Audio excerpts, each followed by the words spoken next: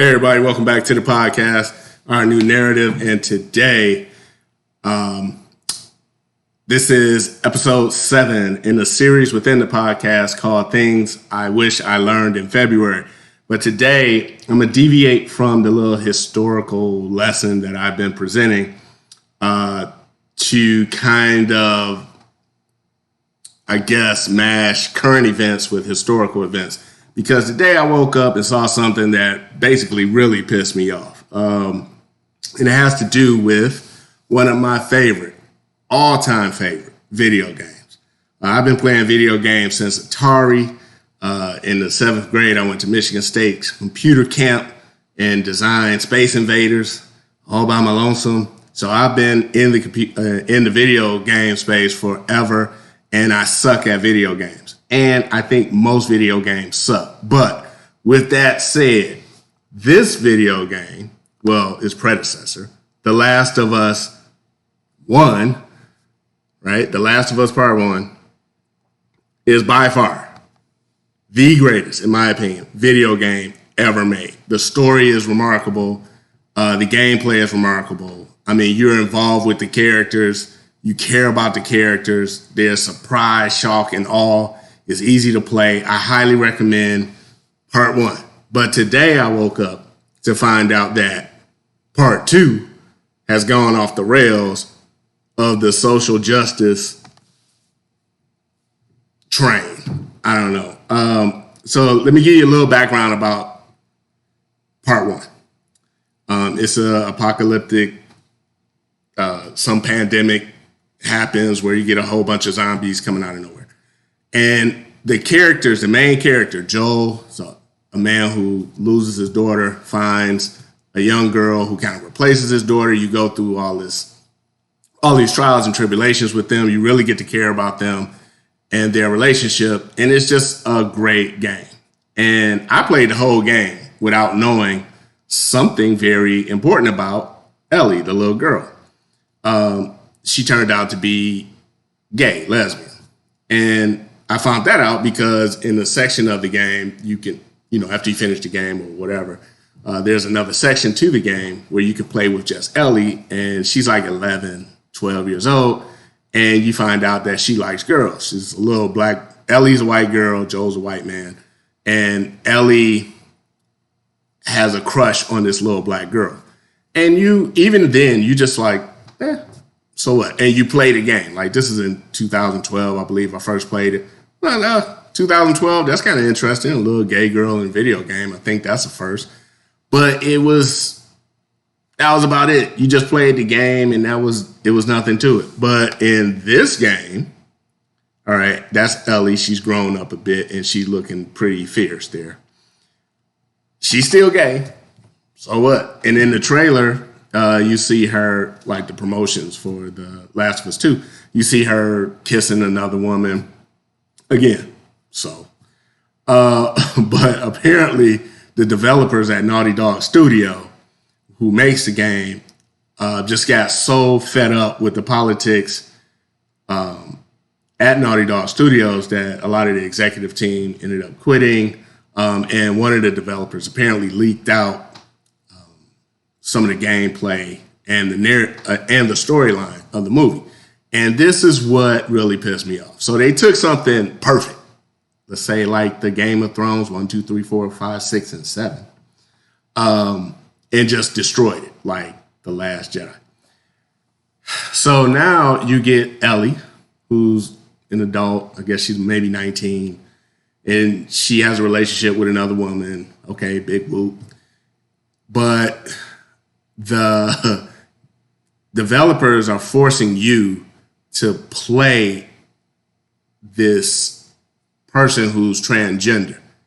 And again, it's what, kind of. But you're forced to play this transgender person, and that person ends up killing Ellie and apparently kills Joel, right? And Ellie, what's going on in the background of all this stuff too is Ellie is in a relationship with another woman who's pregnant with another dude's baby.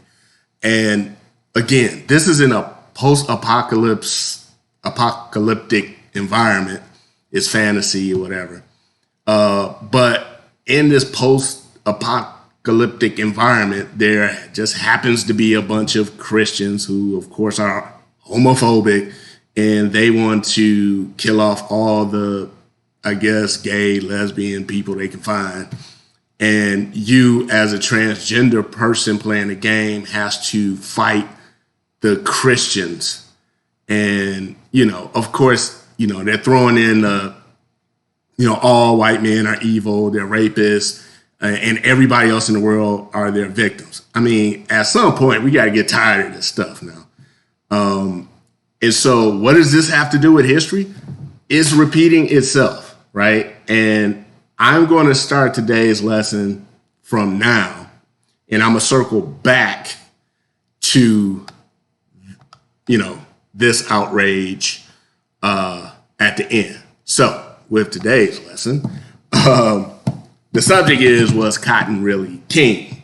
And I'm going to read off I'm going to do most of this in Frederick Douglass, The Life and Times of Frederick Douglass. And I'm going to start off with one of his most famous quotes that directly applies to what I'm talking about. Socialism is slavery of all, by all, end quote. Now, I will quote from his book, directly from his book, which was written in 1881, I believe. So here we go. The slaveholders, with a craftiness particular to themselves, by encouraging the enmity of the poor laboring white man against the blacks, succeeded in making the said white man almost as much a slave as the black slave himself. The difference between the white slave and the black slave was this. The latter belonged to one slave holder, and the former belonged to the slave holders collectively.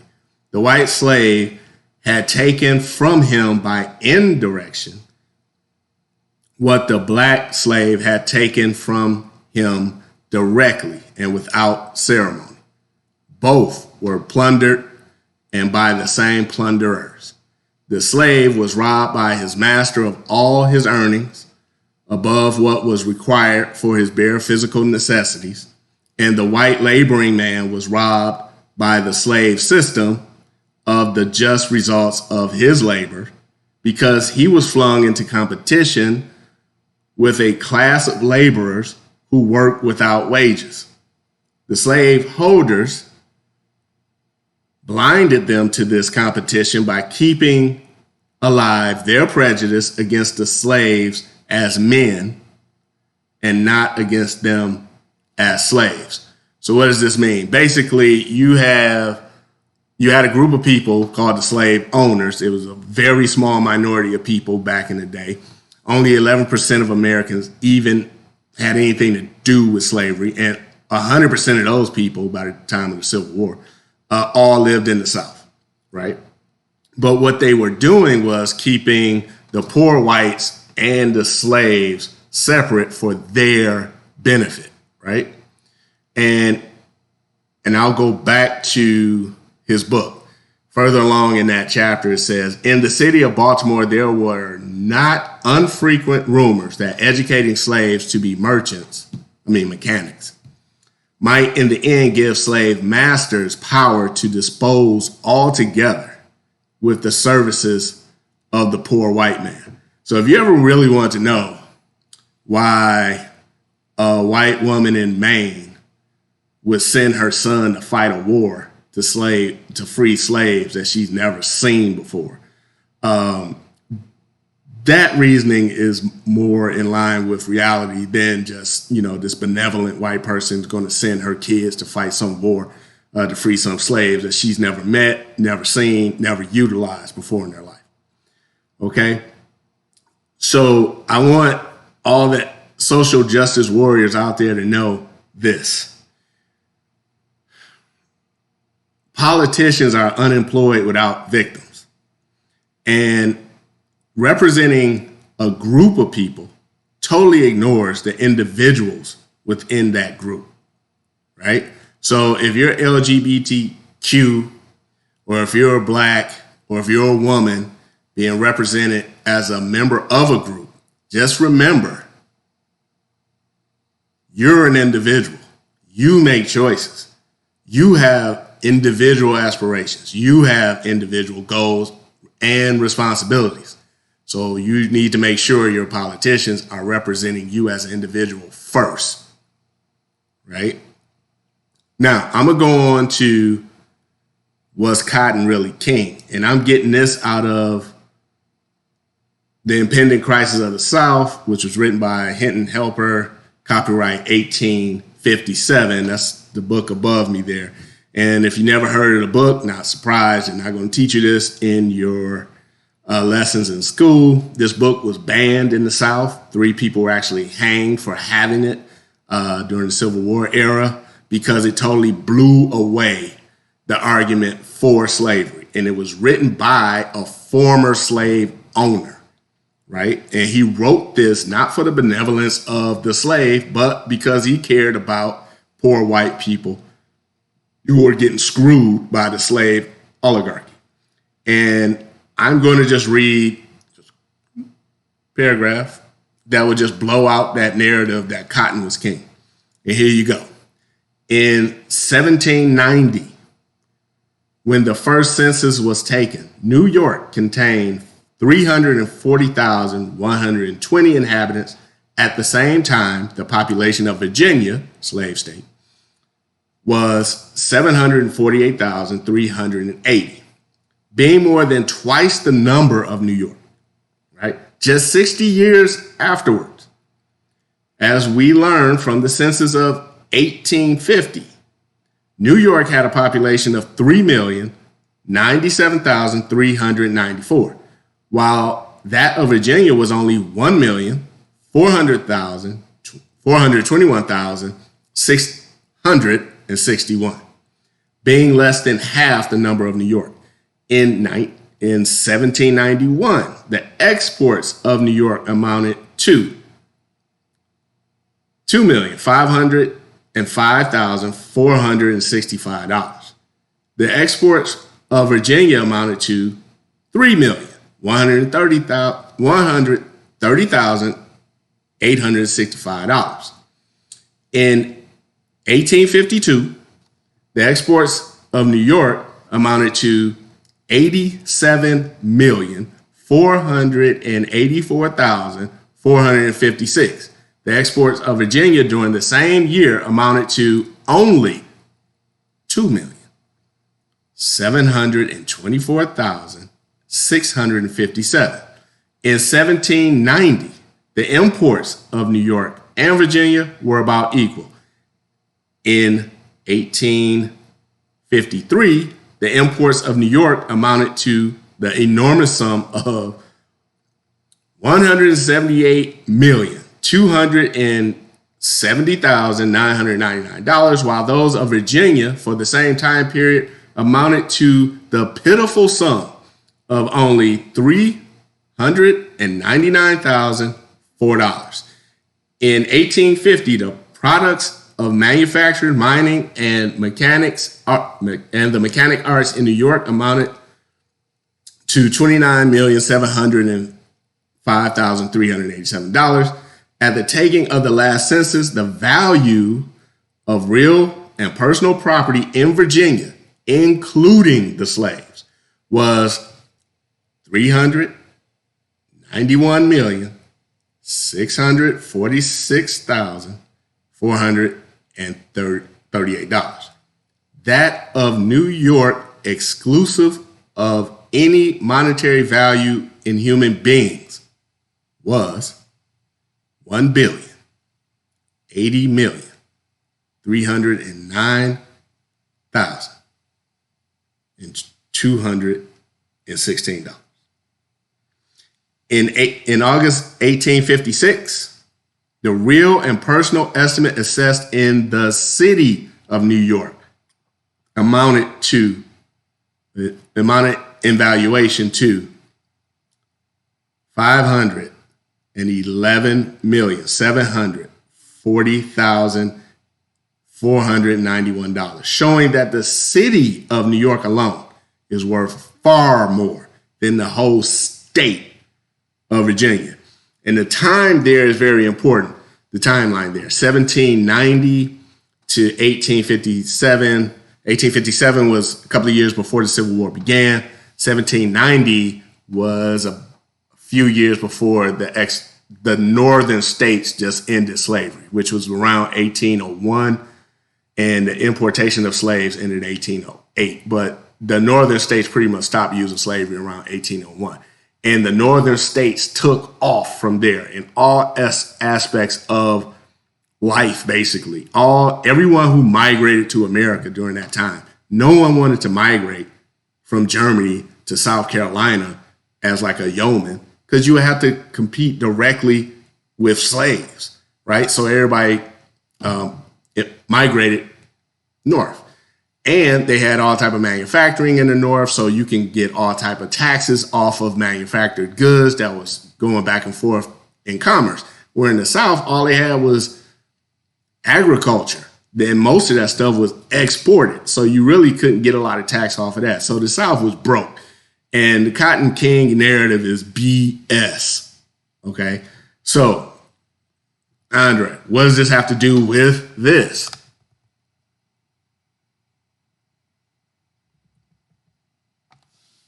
To a degree, nothing. It's a video game. But to a degree, everything. The same political tactics they use to usher in socialist policies, right? Let's say in the 60s, they're using today, right? The same, deflect, look at this over here, don't pay attention to this, or blowing stuff out of proportion in the South, as far as like the dangers of slaves themselves and reality, is the same thing they did in the 60s and the same thing they're doing now. And I'll give you a great example with prohibition. The laws, there was legislation for prohibition for like 50 years before the bill was actually passed, or, it became an amendment. And what got it over the hurdle was political lies about, and you can find this in a book called The Mind of the South. Can't remember the author, but it's out there. Just look up The Mind of the South. Politicians began spreading just flat out lies, saying that if prohibition wasn't passed, that, your white daughter or your white wife will get raped by these black guys on the corner. And at the time, it was proven that a white woman had a better chance of getting struck by lightning than being raped by some black guy on the corner, right? So that tactic was used. That tactic is still being used today, and I'll show you how. If you watch CNN, especially around the Ferguson incident or Trayvon Martin incident or any other day of the week since then, me as a black person may feel like if I step outside my house, I'm gonna get shot by a cop. But reality on the ground, and statistically speaking, I have a better chance of getting struck by lightning than getting shot by a cop. But that's not what they portray, right? So what they're portraying is, Andre, you're a victim. We as politicians are going to protect you, right? And that protection comes in the form of socialism, right? So all these things that apparently are out there to protect the black community or the LGBTQ community or women, right? They're all just, look over here and don't pay attention about this socialist stuff we're pushing in, right? And if you don't believe me, I'll give you an example. This is things I wish I learned, things I also wish I learned in February. And one thing you always learn about in February are a group you always learn about, the Black Panthers. I dare you to say something bad about the Black Panthers. I dare you, right? God bless them, man, but the Black Panthers were socialists, right? And so some of their, some of the things they wanted were in direct conflict with capitalism. So if you want to attack some of the policies that the Black Panthers were pushing through, or if you are a black person and you agree with the policies of the Black Panther and some white person attacks that policy, they don't attack the socialist policy, right? I mean, they're not seen as attacking the socialist policy. They're seen as racists attacking black people, right? And just like with this, if you're like, look, I just want to play a game. I don't care if she's gay. I don't even care if the person is transgender. I just want to play the game. But why do all white men have to be evil? Like, how come every white person I've never met belongs to the Klan, right? How come all Christians are homophobic? It's disingenuous. And they are trying to say they're trying to do this to protect a certain community, where at the end of the day, the only individuals who really benefit from that are the individual politicians out there masquerading as superheroes and telling everyone else that you're a victim because of some white man or some white Christian man. It's time for us to wake up, man. If you want to be woke or mad, be mad in the right direction, right? So I just had to put that out there. I hope that connected. It connects in my mind for sure. And I hope it connected in your mind. But again, be careful of what people are trying to do for your group, and make sure you as an individual are allowed your individual freedoms and take your individual responsibility for yourself and love everybody, regardless of what group they're in, LGBTQ, woman, black, Asian, whatever. I think this is just getting out of hand. And I just found out that, sorry for the rant, but I just found out that James Bond, the white guy, is now a black woman. Like, come on, man, really? Just why don't you create another 007? Why does James Bond have to turn into a woman? Or a black woman? Like, what is going on here, man? I hope you guys can see through this stuff. I hope, the market will turn and say, look, we don't need this political agenda in everything we see in the media, everything we do. We can't even talk to one another.